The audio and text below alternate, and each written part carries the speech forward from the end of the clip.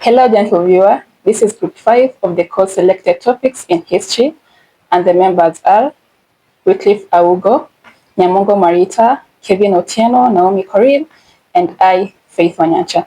I'll be taking you through the introduction part and the rise and the expansion of the Ashanti Kingdom. You can also call it the Asante Kingdom. This was a pre-colonial West African state created by the Akam people and united under the Osei Tutu, and now part of what is known as Ghana today.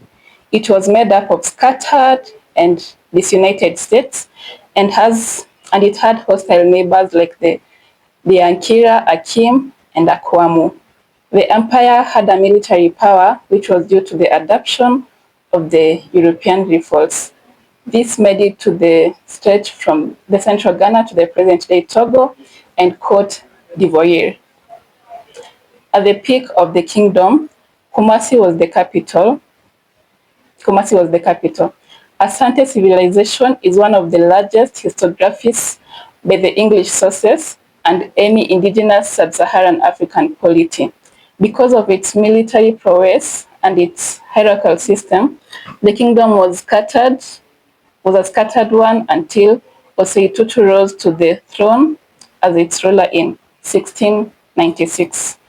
Osei Tutu was said to be the leader that laid the foundation of a united Asante Kingdom.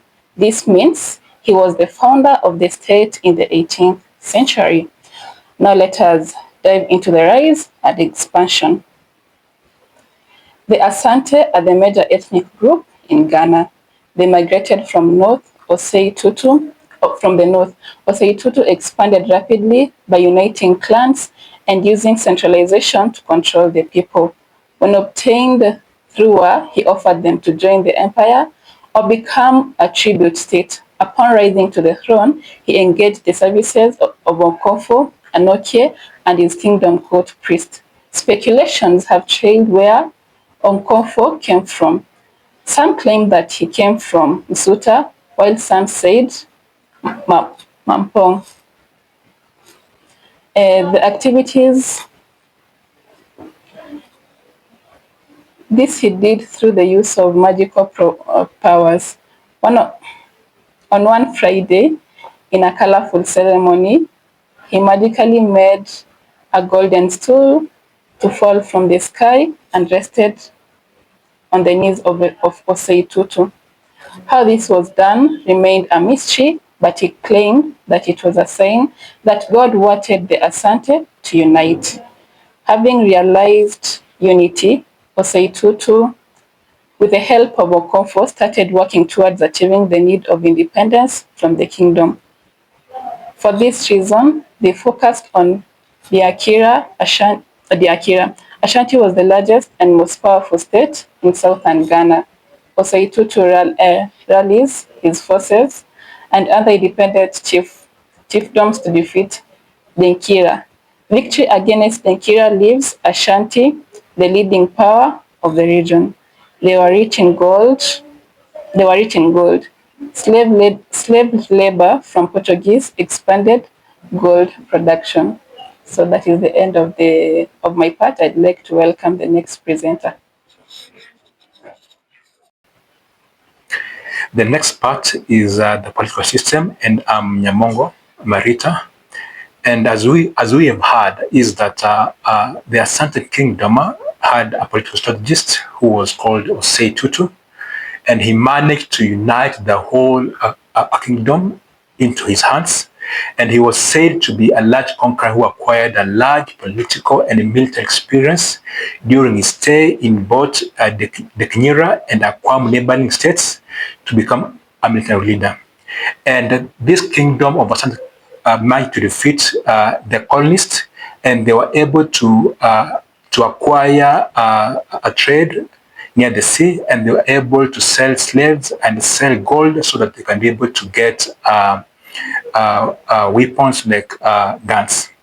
And so Osei Tutu, he was also a wise sovereign at the head of the Oyoko clan, and he began to establish control over the regions that were surrounding Kumasi area. And one Makase urges that he conquered the surrounding Akan chiefdoms, and in doing this, he took the title of the Asante. Asante was a king who was governing the Asante Kingdom. So within the empire, the Asantene held a sacred position. Through the creation of the golden stool, the king was the most venerated living person in the kingdom of Asante. And the kingdom presented the ties of kingship that gave ultimate sanctions to the different opponents. It was a vicious extension of control among the kings. Subject to that, different states could be easily incorporated with the Asante, and by this, the neighboring institution of the Golden Stool, the king gained support from the chief religious chiefs and became the center to which all authorities holders of the Santa Empire were connected. So by this, he was able to conquer, he was able to unite the kingdom politically, and by their unity, they were able to conquer all the neighbors and to expand their territories so they can be able to benefit themselves. And I'm going to welcome the next presenter who's going to take us through the judicial system. Thank you.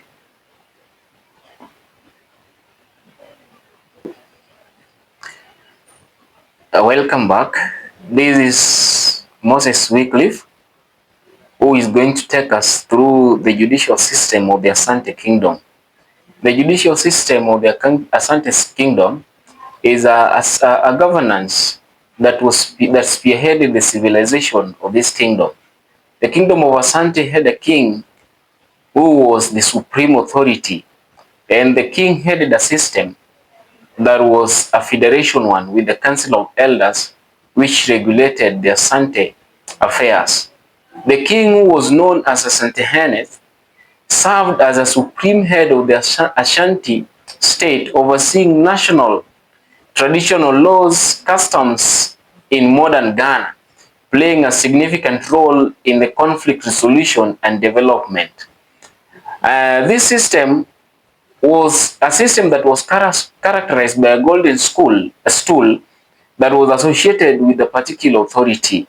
The king was enthroned on the Sikadawa, that was the golden stool, which symbolized the soul and unity of Asante nation. For the functionality of the judiciary, they developed a 77 laws of Komfo Anoke, which served as a constitution outlining the structure and the function of the judicial system.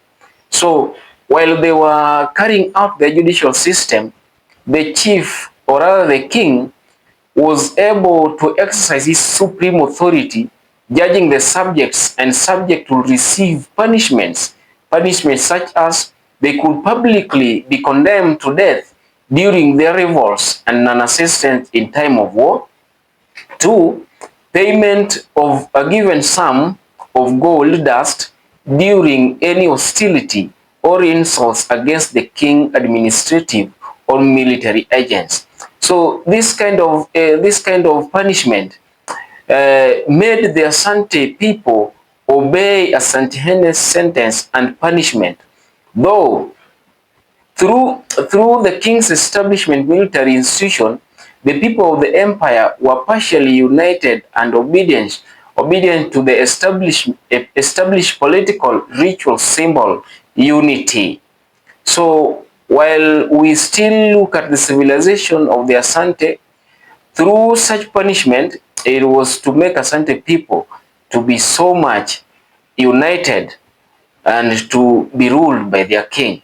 For stability, the Akan people of the south obtained large quantities of weapons, mainly from the British Royal Company at Cape Coast under the chief agency of Sir Dalby Thomas, according to Sapong 2002.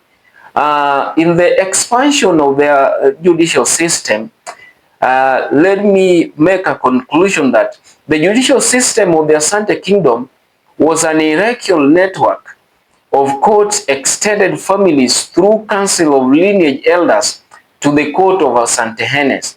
These courts ensured that justice reached the individuals who desired protection under the law. It also ensured that every citizen recognized the obligation to seek redress for personal injury through the process of law. The traditional idioms of Asante culture expresses the principles of the rule of law, emphasizing the importance of justice and obligation within the community. So in their civilization, the judicial system was one that was governed by the laws and all the principles that were laid in their constitution. And that one is the development in their judicial system. As I welcome another presenter who is going to take us through the economic system of the Asante Kingdom. Okay, thank you. Your representative is Kevin Omondi Otieno, taking you through the economic system. Okay, I want to take you through the economic system of the Asante. Of it, the Asante Economic Organization was initiated under Osetu Tutu region by the use and the production of the natural resources of the empire according to the Osei 2001. The Asante were situated in the most fertilized foreign region of the Golden Coast country. Farming and mining were their major economic, including production of the root crops and the gold. In the food production sector, different crops were cultivated and were chiefly yams, plantations, and gathered wild fruits. The clearing of the land was done by both local people. Thank you. Your representative is Kevin Omondi Otieno, taking you through economic system. The Asante Economic Organization was initiated under Osetu Tutu's region by the use and the production of the natural resources of the empire according to the Osei 2001. The Asante was situated in most fertilized foreign region of the Gold Coast country. Farming and mining were their major activity, including production of the root crops and gold. In the farming production sector, different crops were cultivated and were chiefly yams, plantation, and gathered in wild fruits. The clearing of the land was done by both the local and the slave workers. They used to burn clean vegetables to avoid the appearance of the other weeds or roots in the farm. The consumption of the yam during the Odiruans festival was celebrated by the Asante people to show their gratitude to the first who brought the yam plant in the Asante called Abu. In 1981, argues that the gold producing sector first different crops of the workers employed of the propagations of the existence of the gold using the appropriate techniques of the extracting gold. The latter had a greater importance in the developing of the Asante economic activities through empire. The way in which the exertions of the gold were achieved seems to be rather a difficult task. The large amount of gold dust were extracted generally after after the rainy seasons. The gold natives were melted by the royal goldsmiths of the making Asante's currency of the time. I'm now welcoming the next representative who will be taking us to the next section, that is Naomi Korir. Thank you. My name is Naomi Korir and I'm taking you through the decline of the states of the Asante Kingdom. Towards the end of Osei Kwame's reign, the kingdom encountered strong internal crisis. The kingdom later witnessed series of wars that signified its fall. One of those wars that they had was against the coastal state of Fante. But the most significant war of all was that of which it was against the British.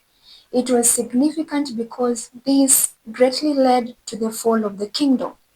This happened during the reign of Prempe I. he was forced by the British Sir William Maxwell. It was under the reign of Sir William Maxwell to hand over the golden stool, which symbolized the power of the kingdom. So he declined the request of Sir William, and his refusal led to his deportation together with the Queen Mother and some other chiefs. So they were deported in Seychelles, kept there until 1924, then they were released. The British again demanded for the golden stool, but these people were not ready to do that. And this time round, the British attacked the kingdom mercilessly. And the kingdom was defeated, and the army was also defeated. And this led to the decline of the kingdom. Thank you for watching.